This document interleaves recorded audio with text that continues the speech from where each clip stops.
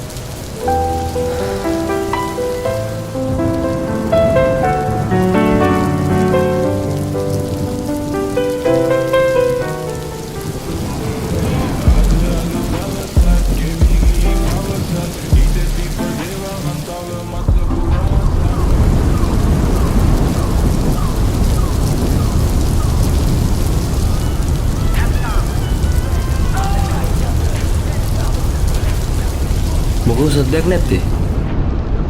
අදත් කායික හරි වලියක් දාගත්තද? මූණ දැක්කම කියන්න පුළුවන් මොකක් හරි වලියක් පටලන් කියලා. මොකුත් නෑ. වල් නෑ ඉතින් සාමාන්‍යයෙන් ඒත් තාත්තේ මේ දවස්වල හැමතැනම පිස්සුවෙන් ඔය කතා කරන්නේ අර ඩී9 ගැන. පොඩ්ඩෙන් මොකක්ද අතට කරන්නේ? ඒක මේ පොඩි තුවාලයක් නේ. මමත් දැන් දැක්කේ.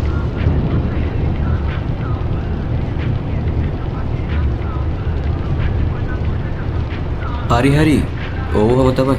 හැබැයි මතක තියාගන්න මගේ හැමනැල්ලත් පේන්නේ නැති දවසක. එදාටත් ඔයා තවදුරටත් මගේ මතකෙ එක්ක රණ්ඩු කරනවද? එතකොට ඩී9 ඕ තාත්තේ බලාගෙන